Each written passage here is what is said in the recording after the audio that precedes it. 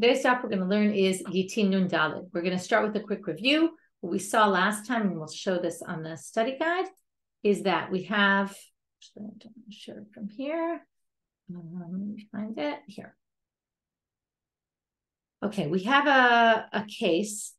We have cases like Mitameh, Midameh, Minasech, where Rabbi Meir is going to say because they're rabbinic, there's reason liknos. We're going to say if you did it b'shgaga, it's going to be forbidden just like Torah law. But Shabbat, cooking on Shabbat, where it's Torah law, we're not. Then we have this problem because in the Shemitah case, we specifically said Rabbi Meir is strict here in Shemitah. He's going to say if you planted something in Shemitah, it's a problem. So we answer that by saying there's a unique halacha there, which is that Mipnei Yisrael monim l'shvi'it, but not for Shabbatot. When we count the orderly years and all that, we always go back to the Shemitah year. So because of that, we're going to always be going back there, and therefore we're going to always be saying, oh yeah, I planted this in the Shemitah year, and that's going to cause problems. But we don't say, oh, I'm going back and counting from Shabbat. Davar achel, there's another reason, starting right back at the top of our daf, nechshedu Yisrael ala shvi'it velo nechshedu ala Shabbatot. People are much more careful about Hilchot Shabbat. More people are Shomer Shabbat than are Shomer Shemitah. See a different approach to this later, but right now that's what they think. That's how they explain Rabbi Meir. My davar acher. So now they just want to say, why did they need to give two reasons for Rabbi Meir? Like this is a braita they quoted to show. So, and to answer the question against him, they say hachikam. What he meant to say is this: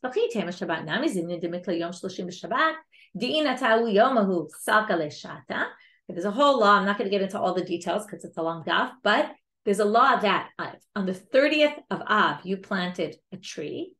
Then you have 30 days till the Shemitah year. We're going to count that as it was already within a year. You had like 1 year already, and you can keep it in the Shemitah year. But if it's within 30 days of Shemitah year, you have to get rid of it. So if the 30th day of Av falls out on a Sunday, which is on a Shabbat, which is exactly a month before, it leaves you 30 days still before Rosh Hashanah, then we allow you to keep your tree. And then you're going to count from there. You're always going to remember that it was on Shabbat. So there could be, again, it's a bit of a unique case. Anyway, that's why they reject it. But they say you could have thought and therefore rejected this answer and said, well, once in a while we do count from Shabbat. So therefore they say, no, right? So therefore, ilo, right? And therefore, tashma, therefore they bring another answer, which is davar acher. So that's why they gave two answers, in case you wanted to try to reject that answer. Now we go back to Rabbi Yehuda. Rabbi Yehuda lo kashya, because remember, Rabbi Yehuda was strict here about Shabbat rules. And he said, right, and when it came to Shemitah, he wasn't strict at all. Now, Rabbi Yehuda himself said when it comes to Shabbat and Deoraita, Torah laws, we're strict. So why wasn't he strict in Shogeg in the Shemitah year? So remember, he said the opposite of Rabbi Meir. And the answer is, he had no reason to be strict about Shemitah because that, where he lived, again, this is why I said we're going to say the opposite, specifically where he lived, people were very careful about keeping laws of Shemitah. How do we know this? You're not going to like this next line. Dayar ben dayarata, you convert, son of convert, like you're not, this isn't really your place. Okay, it's a insult. It wasn't an appropriate insult to use, right? No one should ever use that as an insult, but he used this. And he said, Amar le, when the guy said, you insulted me like this, he said to him, Ana lo achle perot shvi kavatech. Why are you bothering me? I don't eat perot shvi, just like you don't eat perot shvi. And here you see that people, maybe who weren't careful about other things, did keep the Shemitah laws. Now we're going to have four sources that are brought to contradict this concept we said yesterday, that when it comes to rabbinic issues, Rabbi Meir says, we're going to forbid shgaga because we think people aren't going to take rabbinic issues seriously. And therefore we have to be more strict when it comes to someone who did something unwittingly. Now, we're going to bring, the first one's kind of complicated, so we'll start and explain and eventually get to the problem. Tashma. Achal tchumat me'ah. Mishalem chulin tolim. Okay, the first thing you need to know, if I eat your truma, the pasuk tells me that I have to pay the value of the truma that I ate, an extra fifth of it to the kohen, and then it says, and you give the kohen et kodesh, which means you give him the sanctified item. What it really means is you can't give him truma. So there's two different reasons given. Rashi says, and Rashi and others say it's because it belongs to, I think it's Rashi, if I remember correctly, but it belongs to the Kohen. You can't pay him back with things that don't belong to you. Truma doesn't belong to you, even if it's in your possession. Some people say the reason is because what's supposed to happen is you give them chulin, and when it comes into their possession, it becomes kodesh.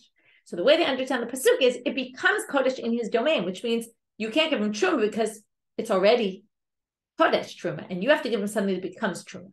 It's the way they understand the pasuk. Anyway, you can't give him truma, so you give him chulin. Now, if you ate impure truma, basically it's disqualified truma. According to this, it says you have to pay him with chulin, non-sanctified items that are pure. Okay, so that when it becomes truma in his property, it becomes pure truma. We're going to talk about this soon. This is not really the simple reading of this source. They're going to question this and say this doesn't make sense, but we'll get back.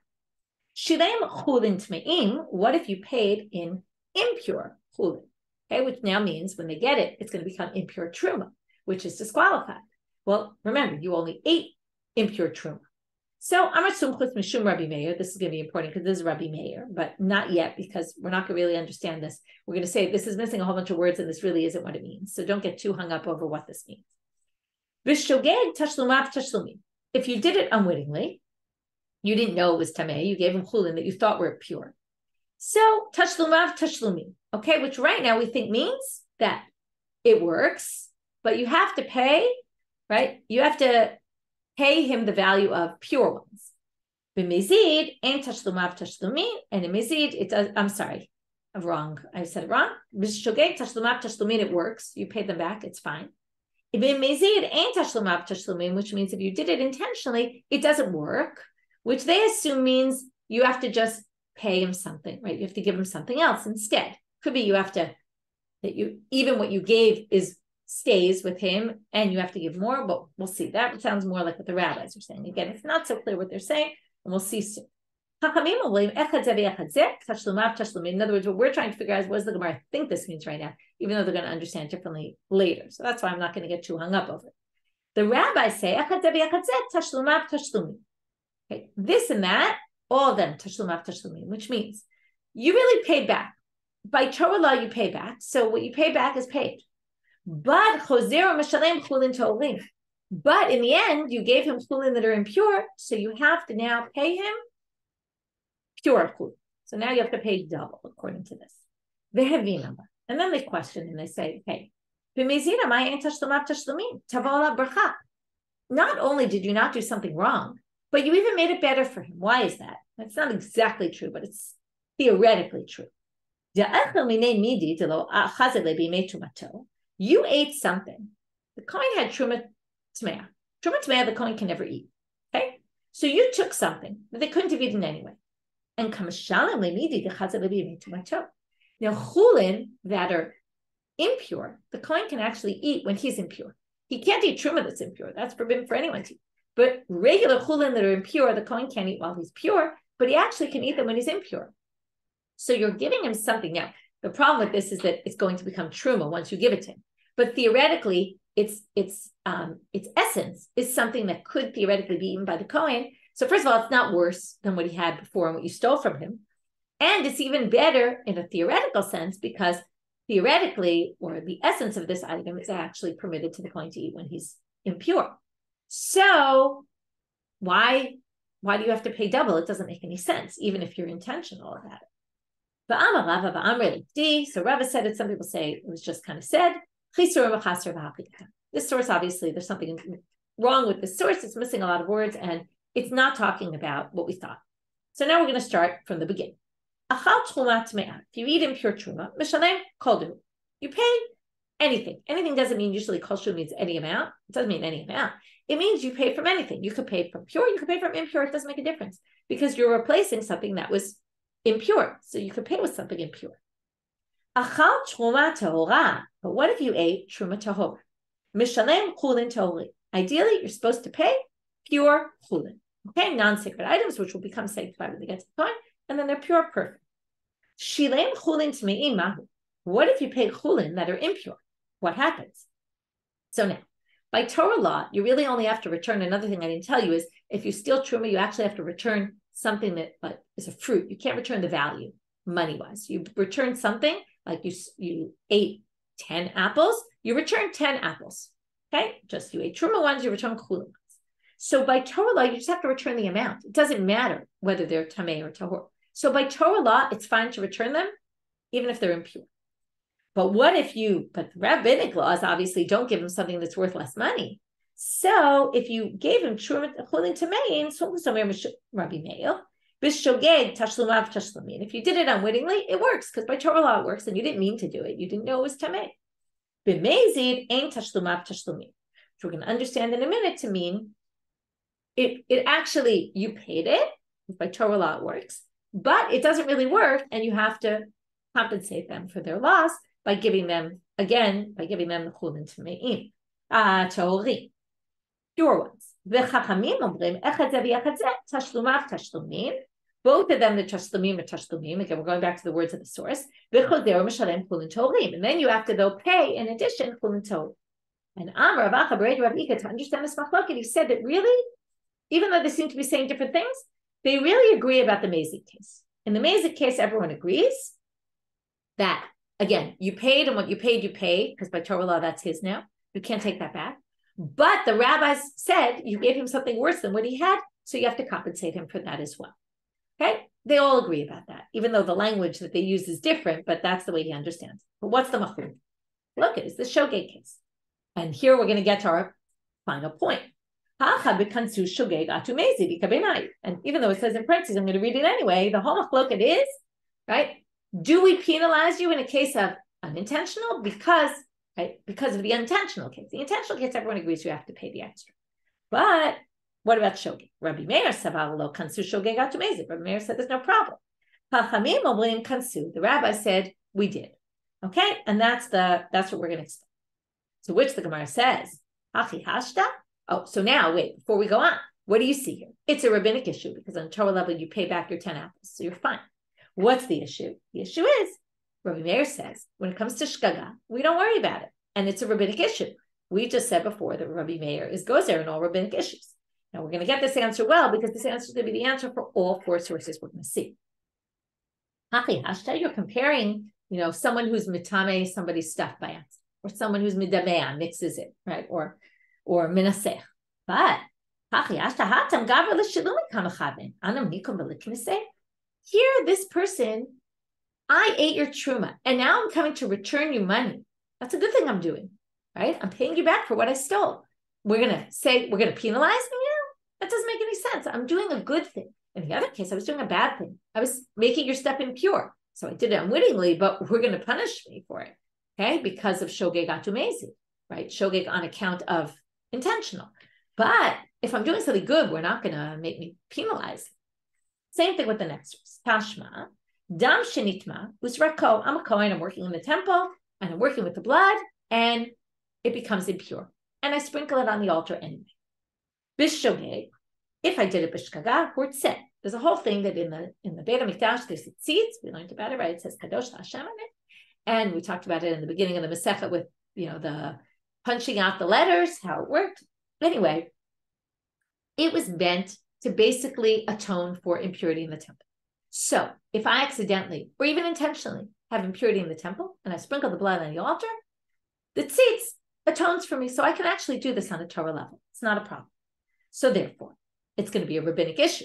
Now, the shogeg hurtzeh, shgaga works. B'mezid lo hurtzeh. It doesn't work if it's intentional. Now, notice Rabbi Meir doesn't appear here.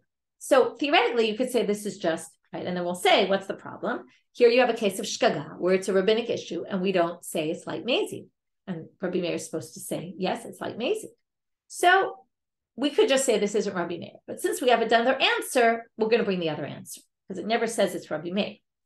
Amar lacha Rabbi Meir, he could answer, what are you comparing? Again, the person is trying to do something good. He's trying to get atonement here for the sacrifice by sprinkling the blood. We're going to penalize it. Doesn't make any sense. Tashma, third source. This is a Stam Mishnah. Now, Stam Mishnah means it's a Mishnah without a name. Any Mishnah without a name, we assume is Rabbi Meir. And that's why this is going to be a problem for Rabbi Meir. We're going to quote source 3 and source 4 are both Mishnayot from Trumot, the same Mishnah. Tashma, Hamasel b'Shabbat. You're not allowed to separate tithes on Shabbat. But if you did it anyway, so what's the problem? It's a rabbinic issue. What's the rabbinic issue? It looks like you're fixing something. And fixing something is a tolada of makebet patish, putting the final blow on building something. Anyway, because of that, it's forbidden by rabbinic law. So again, we're getting into rabbinic law. You did it anyway. You tied the produce. You can eat it if you're unwitting. You can't eat it if you're intentional. So again, what do we see? Difference between shogeg mezid on a rabbinic issue. So again, Rabbi Meir will answer, and he's trying to fix something, and we're going to penalize him. Doesn't make any sense. Tashma, next source. Hamadbil kelim b'Shabbat, same idea. You're dunking stuff in the mikvah on Shabbat, vessels. Now, this is fixing them. So again, you're not supposed to do it on Shabbat. B'shogeg yishtamesh b'hem, b'mezid lo yishtamesh b'hem. If it was unwitting, you can use them on Shabbat. Okay, you didn't realize it was Shabbat, you didn't realize it was forbidden. But if you did it intentionally, lo yishtamesh b'hem. So same thing. It's rabbinic, and yet we say shogeg is different from mezid. So again, there he was trying to do something good. He was trying to fix his kelim. So we're going to penalize him. Okay, that's the basic answer to all those 4 questions. So we did so far, we'll review. We finished the first contradiction against Rabbi Meir from the Shemitah case. And then we went to Rabbi Yehuda in the Shemitah case and the Shabbat case. And how does that relate? How do we resolve that? And then we went to these 4 sources which go against Rabbi Meir, and we resolved them all. And we're not going to come back to all this when we review. So that's the review of the first half of the daf. Now we're about to turn to Amud Bet. Rami to Rabbi Yehuda b'Rabbanan. Now we're going to bring a contradiction to Rabbi Yehuda and Rabbi Yehuda when it comes to rabbinic issues. We're going to show that Rabbi Yehuda somewhere else is the opposite of what he says here. Just Rabbi Yehuda Bayas, what does he say? On Torah law, we're going to penalize the shkaga, right? Not rabbinical. So now, Ditan says in a Braita. Now, naflu v'nitpatzu. What do we have here? We have to get the background. The background is, Rashi says, or let's just give you background outside first. There's basic laws of nullification. 1 in 2 is nullified, rabin, right? If we have 2 good things and 1 problematic thing, and they mix together, the 2 are going to overpower the 1. However, the rabbi said, most things, right? Milk falls into cholent, batal b'shishim, 1 in 6. So that's where we assume it gives flavor. What if it's truma? It's 1 in 100. If it's orla, which is going to be our case, tree that has fruit from a tree for the first 3 years, it's actually going to be 1 in 200. However, there's certain types of fruits that are special. Okay, there's something called egozei perech or egozei prach, and they are very important. They're very significant because of that. Even in 1,000, they're not. So if my fruits get mixed up, my orla fruits of egozei perech get mixed up in a bigger pile of stuff, doesn't matter how many, can't be nullified. So now the only difference comes is if they broke into pieces and then fell into a batch of other stuff. Then already they're not significant. But our source, our Mishnah talks about naflu v'nitpatzu. What if they fell and then they broke in the pile? So now do we say they're nullified? Echad shogeg v'echad mezid lo yalu. Yalu means they're going to be nullified. So lo yalu means they're not going to be nullified. No nullification. Because when they fell in, they were whole. So they can never be nullified.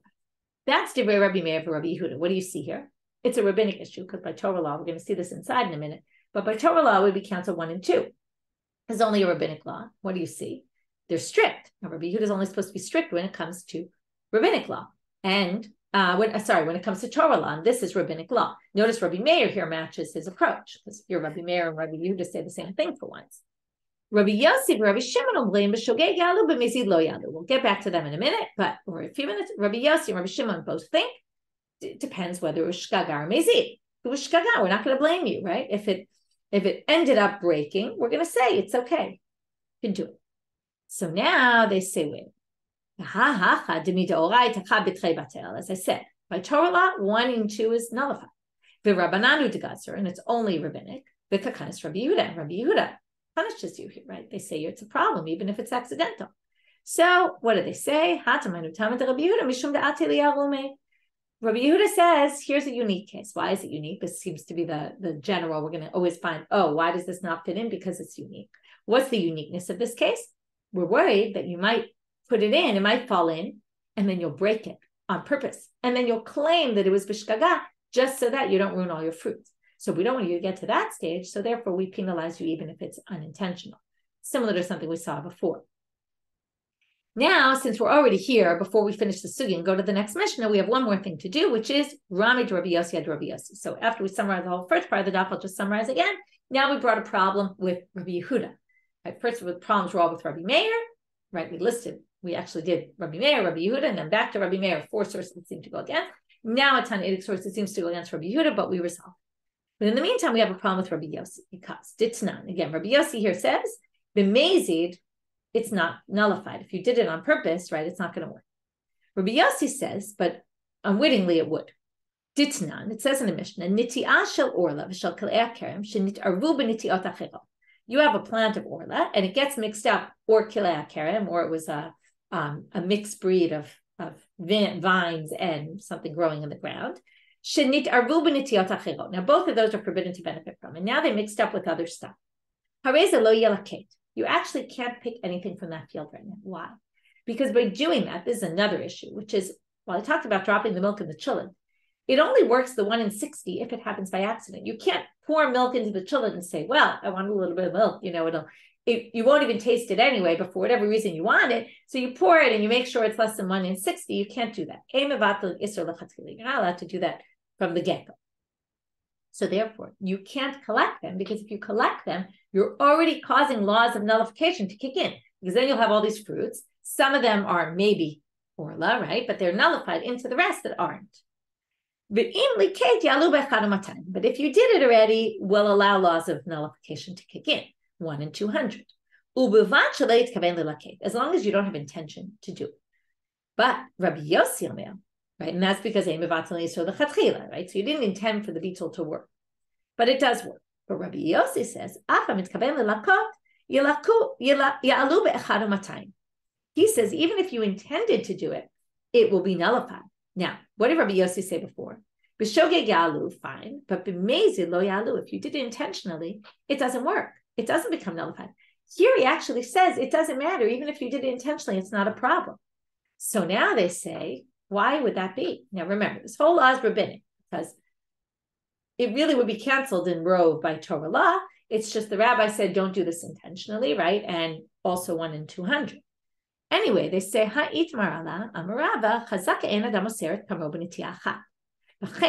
not only did Rabbi say this, I'll explain in a minute, also, Kiata Rabbi, when he came from Israel, Amar Rabbi Yochanan, he said to Rabbi Yochanan,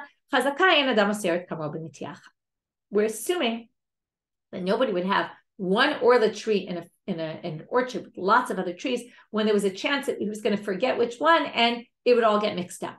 No one would ever do that, because that basically ruins his entire field. This is such a rare case. The rabbis didn't make their gzeirah in this case. So their laws, their rabbinic laws, just don't apply here because it's such a weird case. It's a case that would never really happen because nobody would do that. Okay, that's an interesting answer. Anyway, we're going to move on. Mishnah. We saw this quoted yesterday. Kohanim who had the wrong intent. When we say he had the wrong intent, again, we mean either while he was slaughtering, for example, he thinks that I'm going to sprinkle the blood in the wrong place or at the wrong time, like tomorrow. Or when he's sprinkling the blood, he's thinking I'm going to burn the stuff on the altar tomorrow or on an altar somewhere else or something like that. Now, there's a debate among the commentaries. Every time we talk about Pigel, there's this debate. Does he have to express it in words, what his thoughts are? Does he have to say it in order to be liable? Or even if it's really just in his thoughts alone? Okay, that's a debate. Anyway, we already saw this debate about the Mishnah, which was, it says, Mizidim Chayavim, you're liable for intentional, right? They have to replace the sacrifice of the person who sacrificed, they messed up. Right? This is why you would think that they need, right, like doctors need malpractice insurance. So Kohanim would need this kind of, Pigel insurance, so that if they mess up a korban, they're actually protected, right? And they won't have to keep putting out money out of pocket all the time. So now we saw there was a debate about whether by Torah law they're really obligated, even in shkaga, and the rabbis just said, well, we're not going to make you liable if it was a mistake. Or the opposite, which seemed the more reasonable approach, they're actually not obligated at all. But if that's the case, then the Kohanim are going to end up, making mistakes with other people's stuff, causing them a loss, and it's unfair to the buyer, the person who's bringing the korban. So the tikkun olam is that they're liable. Anyway, now we're going to get off topic a little bit, but the question is really, when the Kohen says, I messed up your korban, do we believe him? Maybe he's just trying to mess around with me. Okay, especially if shogeg, he's not responsible. Maybe he's just saying it. So Tanu Rabbanan, Hayao Seimo, right? Maybe as an axe to pick with the guy. Hayao Seimo b'tahorot. If I was dealing with your kelim, your vessels that were pure, va'amarlo ta'arot shasiti imcha nitmu. Now remember, this is all of the hezek she'eno nikar, right? It's not noticeable damages. And I said, by the way, right, and this is the whole problem. Since it's not noticeable, we don't know did I really do it or not. It's my word against who knows, right? Against the truth. We don't know what the truth is. So I said, listen, I was dealing with your stuff, but it became impure. Or hayao seimo b'zvachim, or I was doing sacrifices for you, va'amarlo zvachim shasiti imcha nitpaglu. And I said, look, I made a mistake in my thinking. Ne'eman, he's believed. But if I say the tarot I did with you on a particular day are impure, or sacrifices I did for you some other day, by the way, they're impure, they're messed up, I had the wrong intent, Eino Ne'eman, he's not believed. So we don't really understand this yet. What's the difference? So Amar Abaye, Kosha biyado ne'eman. Abaye and Rav are going to have a debate about this. Abaye says, since it's in my hands, in the first case, because it's still the day of I'm dealing with the korban, I can say it. Why is that? So Rashi explains, well, it's a migo. Migo is always, since I could do something else, I'm believed about that. If I really wanted to mess up your korban, and I didn't really, and I just claimed I did, well, if it's still in my possession, I could still mess it up. So I could say right now, I messed it up, because if I wanted to, I could still mess it up. That's one reason. One explanation. The Rush and the Mordechai, and that's Rashi and a whole bunch who go in his direction. Some people say that it's that because it's in my hands, it's like I'm the owner, and an owner would be believed to say anything about their own stuff, and therefore I'm believed to talk about it right now, and I could tell you something about it while it's in my hands. But if it's not in my hands anymore, I wasn't really the original owner, and it's not in my hands anymore, so I'm not the technical right now owner, so therefore I'm not believed. So there's a debate about why this is, but Abaye says, because it's in my hands, I'm believed. Rava Amal, kigon de eshkache velo amrle velo midi. No, the case is only if I saw you, let's say this happened on Sunday, and I see you on Monday and I don't tell you anything about it. And then the batar hachi eshkache, then I see you on Tuesday and amrle, and then I tell you about it. Since I didn't tell you Monday, we're assuming I was lying, because why wouldn't I tell you Monday, right? The only reason why I told you Tuesday is maybe I got angry with you between Monday and Tuesday, and now I just want to mess you up. So therefore, I already lose my credibility if I didn't say it the first time. Now, one could argue the other. Maybe I didn't have the nerve. I couldn't get up the strength to admit to you that I messed up your korban. And it took me a day or two. But the opposite logic could also stand, which is, we don't believe me anymore.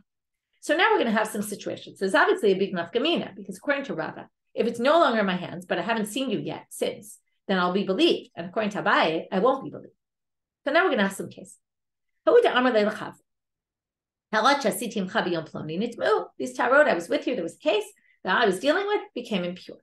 They come before Rabbi Ami. Amar le, shurat hadin eino ne'eman. Really? He's not believed. But, right, Amar lefanav Rabbi Asi. Rabbi Asi says to him, Rabbi, atal belkein, hachi amar Rabbi Yechon mishum Rabbi Asi. Ma eseh shatorah heminatel. He says, right, but why? The Torah really believes him. Why are you saying this? Okay, now, this seems to match Rava, because he didn't meet him any time in between, right? And therefore he says, it must be he is believed. So now we're going to try to figure out, what does it mean? What can I do? The Torah believes him. How do we know the Torah believes him? We're going to try to bring an answer, but we're not going to actually be successful. So in the end, we're not going to have an answer to why Rabbi Yassi said this, or why he says Rabbi Yochanan said this, but in fact, he seems to say this. Amar Rabbi Yitzchak bar Bisna, Kohen Gadol b'Yom Kippurim yochiach. It's an interesting proof. The Kohen Gadol in Yom Kippur proves it. Why is that? Because if he came out, now he goes into Ol Moed, we're going to see this in a minute, all by himself. Nobody's with him. The assumption is, if he comes out and says, I did Pigul, he'll be believed. Okay, that's the assumption, because he goes in by himself, and we don't have a problem with him going in by himself. We don't need someone to check to make sure everything's going right, because we must trust him. U'menai yadinan, how do we know this? Because b'haktiv, it says, V'chol adam lo yeh b'Ol Moed. No one else is in Ol Moed with him. When he goes in, right? Remember, he goes into the Eichal, and then from there, the Kodesh Kodeshim. Even in the Eichal, nobody's with him. So now, Elalav mishum demeheman, is it not because he's believed?